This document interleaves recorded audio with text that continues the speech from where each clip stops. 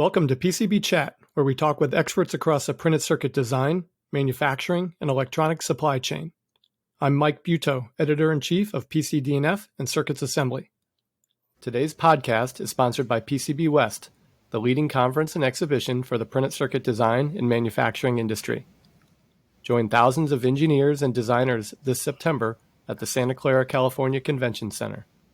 Visit the website at pcbwest.com for information. My guest today is Audrey McGuckin.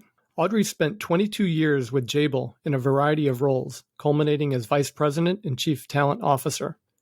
She has lived and worked across the globe with assignments in Singapore, China, Taiwan, Japan, the U.S., Germany, France, and Spain. In 2017, she founded Audrey McGuckin Leadership Solutions, where she consults with CEOs and CHROs to solve complex business challenges through innovative talent and people solutions. Welcome, Audrey. Thanks, Mike. It's a pleasure to join you today. So since you've spent time in all these different places, where are you actually right now? Yeah, I'm based here in St. Petersburg in Florida, and this is what I call home. But your listeners will know from my accent that I'm not originally from here. I'm originally from Scotland. Got it. Well, let's start with a recent survey of chief executives, which found that their number one work-related issue is the acquisition of people and talent. What can you tell us about that? Part of the work that I do is I'm a program director for the conference board in New York City, and they have an annual survey that they do with CEOs. Typically, it's in the range of about 1,500 CEOs that contribute to that survey. In the 2020 survey, what they found is that the number one internal stress point for CEOs is talent. And it's not just about acquiring talent. It's specifically around developing talent, retaining talent, engaging talent, and really leveraging talent as a key resource. And what's particularly interesting, Mike, is alongside the conference board study where they found that talent's the number one internal issue, a recent Harvard Business School study revealed that despite a global annual spend of $400 billion in developing leaders, less than 46% of those leaders were satisfied with the quality of the solutions. So you can imagine the opportunity that creates. So it's a number one priority, and yet the solutions that we're designing or putting in front of leaders are not even close to being in the right space. So only 46% satisfied. Well, I buy into all of that. I've been in the industry since the early 1990s. I've gone through multiple recessions in electronics. I think back to, a little over 10 years ago, the recession we had in 2008, 2009. And when the U.S. unemployment rate jumped up into the 7-8% range. And the biggest complaint I heard back then, even then with, in theory, plenty of workers to choose from, the big complaint was, how do I find good workers? How do I keep good workers? What am I going to use? What standards am I going to use to train them to? And how can I retain them and develop them so that I have that kind of bench that I need to ensure that my company will survive if a key person leaves? Indeed. Yeah, and I'm going to share some stories here with our listeners just shortly, to really just about some of the implications of that. So you spent more than 2 decades at Jabil and have that perspective, of course, as a leading multinational corporation. A couple of years ago, you spun off on your own, developed Audrey McGuckin Talent Solutions. What does that firm do? What are you bringing to the table now? Yeah. Thanks, Mike. It's 3 things. The first is, how do we design your organization for success? So we fundamentally believe that in order to get to your revenue goals, your profit goals, your end market goals, your innovation goals, in order to execute on that successfully, we find that often the issues are rooted in lack of alignment with the priorities, with the culture, with the structure and the talent and the rewards. And the work that we do in that space really takes into account all of that at a macro level. The second piece is really about creating a talent strategy. And what we mean by that is, what capabilities do you need to win in your business? Will you have to build those internally, or will you have to buy them from outside your organization? And how do you find your highest potential, fastest growing talent and put that talent on your most critical work?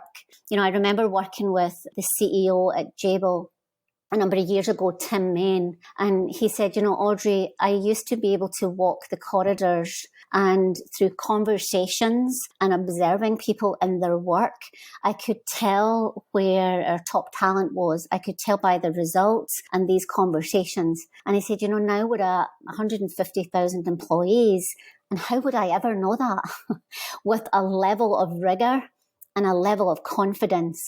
And so that's really when we developed systems and processes that says, how do we figure out where our best and brightest talent is, and how do we fast track them into the right jobs? So that's the second piece, which is talent strategy. And then the third piece is developing your leaders. Leaders are so critical to organizational and business execution. And so we help organizations develop leaders in a pretty special way. We have a secret sauce in how we do that, which is very practical, very contextualized, and very modern, just in terms of what we know about how leaders learn. So those are the three things, Mike. So this goes way beyond the traditional executive recruitment, or we've got an opening on the engineering line and we need a good engineer fast for this particular location. It sounds like you're working not just with HR professionals, but really with everybody going all the way up to the top, the CEO, the COO, that level of individual. Yes, indeed. And the talent acquisition piece is a component of it, but we don't start there. We always start with what are the capabilities you need. And often that can be at the CEO level, but often it can be at a regional level. We do work with global organizations, and there are times when we will help them in one region, in Asia, for example. And so we'll help them with what does the Asia business need in Taiwan, in Japan, in Thailand. And if that's what they need from a business strategy perspective, then what kind of talent will they need, and where will they find that talent internally? How will they find it externally, and how will they develop that talent? So we'll work across horizontals and verticals. So regionally, divisionally, we have a speciality in working with IT functions and supply chain functions, and also with CFOs. We actually love working with CFOs that are looking to take what they call their organization from bean counters to strategic business partners. And we love doing that kind of work. There's just huge impact and value from that, Mike. Now, clearly, this isn't just a one-woman show. You built a team to help you work through all of this. Can you talk a little bit about the folks that you have hired? Yeah, we have a chief learning officer. Her name's Rennie Jessup, and Rennie's role is to design these solutions in a way that makes them consumable. And then we have a chief client officer. Her name is Erica Ritchie, and she's really involved in all of our marketing, all of our sales, and our customer relationships. And then we have a couple of data analysts. We have 5 executive coaches. We have a chief talent officer, and then we have some other team members that help with the accounts payable and the accounts receivable and some of the admin and the social media. So yeah, we have an incredible team supporting us. When you started with Jabil some 25-ish years ago in Scotland, was this kind of a conversation even entering the realm at all? Yeah, that's a great question. Mike, I just finished recording a podcast with Carly Fiorina, the ex-CEO from Hewlett-Packard, and she and I were just talking about that.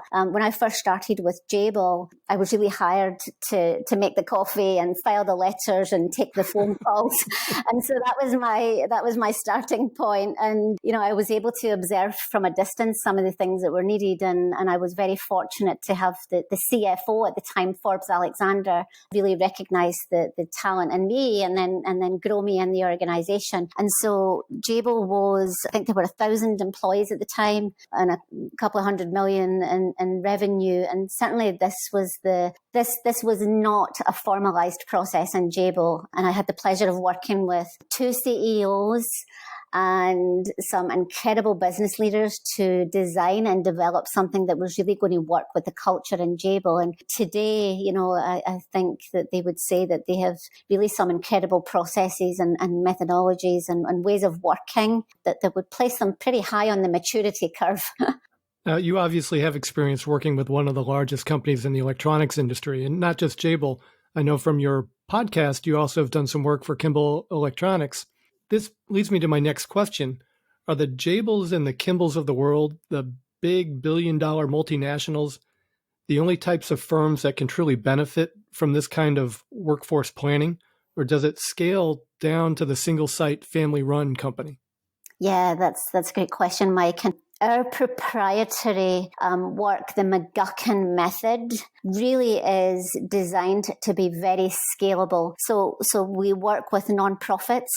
We work with some small family-oriented businesses, and then we work with $57 billion Fortune 50. So it's very scalable, and it can be very practical, and it can be very consumable, but has huge impact. We've worked with small companies. We've worked with the Rays here in Tampa Bay. We've worked with small police departments.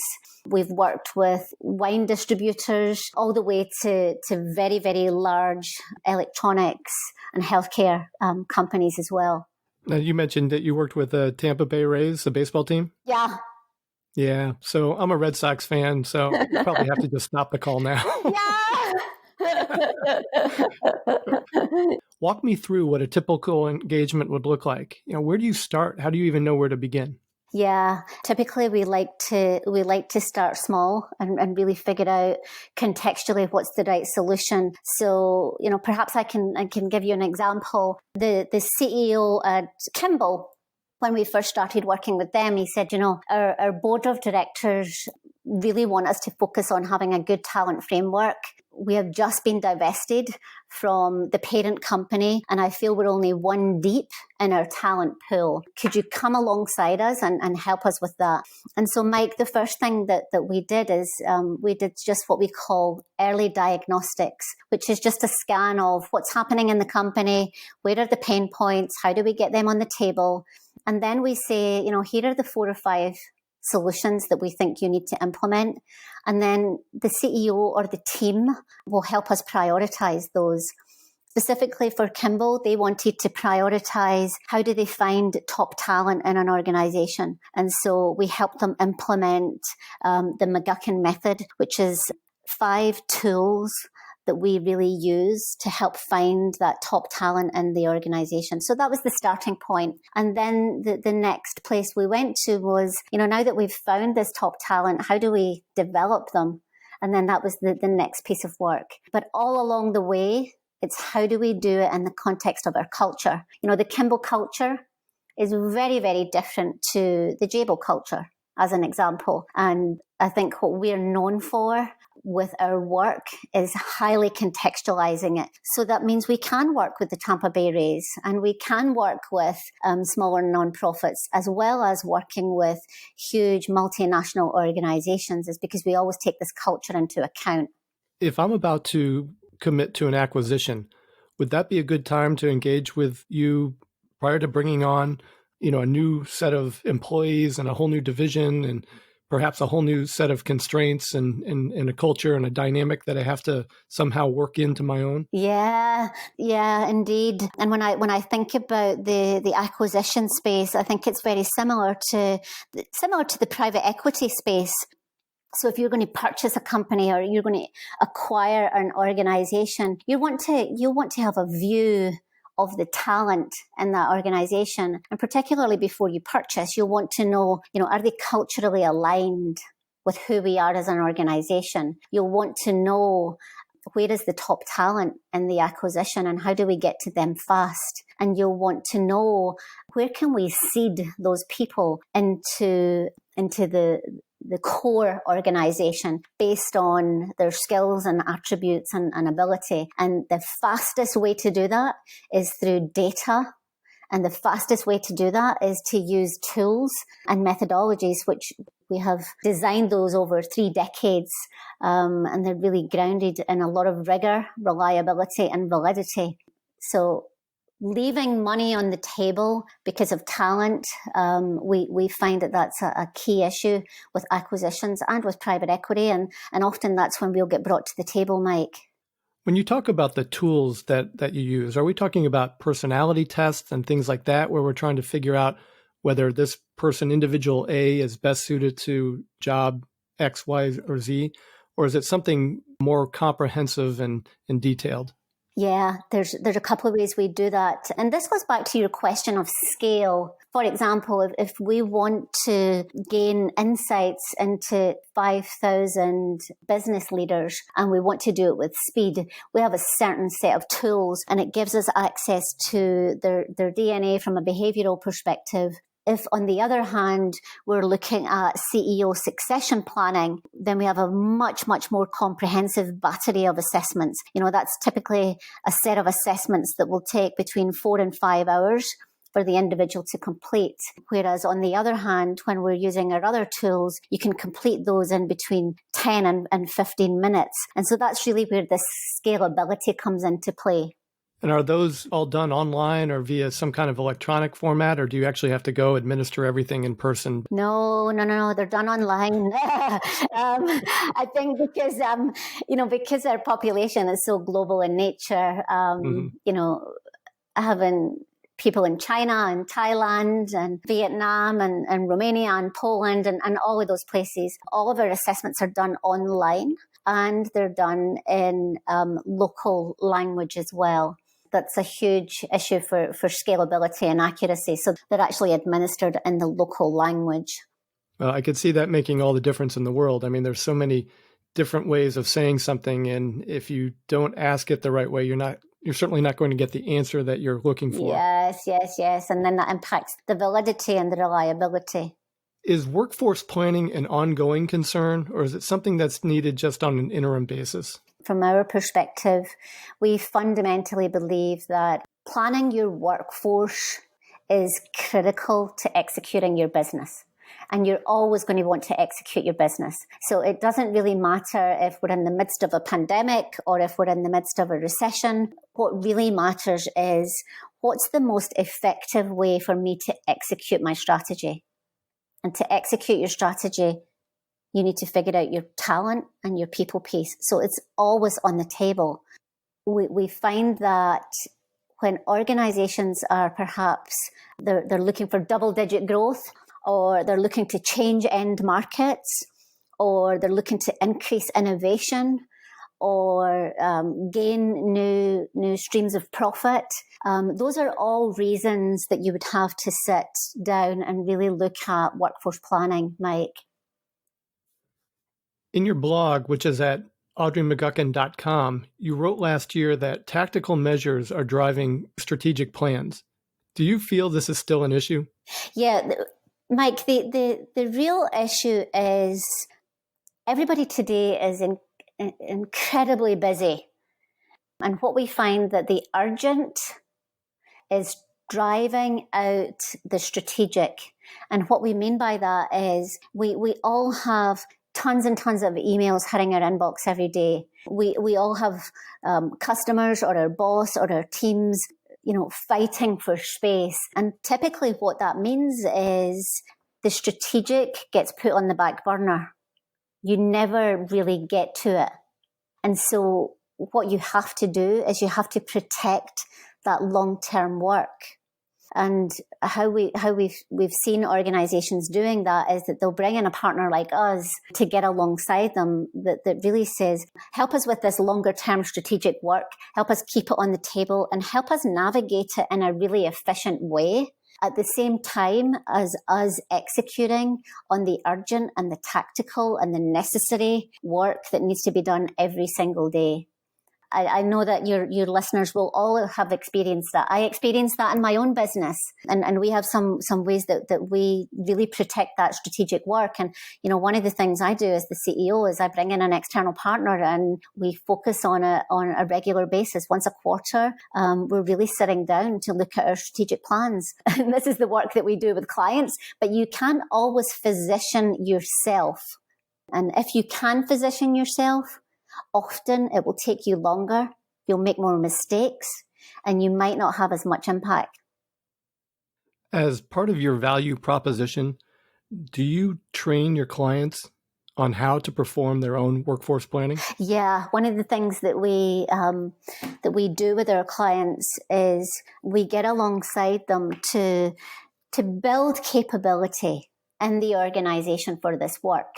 And what that means is that we build capability with business leaders, we build capability with HR leaders, and then we build capability with the CEO so that when the engagement is finished or we've finished a certain piece of work, then we're leaving the organization in a much better place than when we first started, because they have the skills, they have the methodologies, they have the mindset, and more importantly, they have this muscle memory. So creating that muscle memory is something that we do. That brings us to a close to today's episode. I'd like to thank my guest, Audrey McGuckin. Listeners can find Audrey McGuckin and listen to her podcast and read her blog at audreymcguckin.com. And I want to remind listeners that today's podcast is sponsored by PCB West, the leading conference and exhibition for the printed circuit design and manufacturing industry, coming this September to the Santa Clara, California Convention Center. Visit the website at pcbwest.com for information. For PCB Chat, this is Mike Buetow. Have a nice day.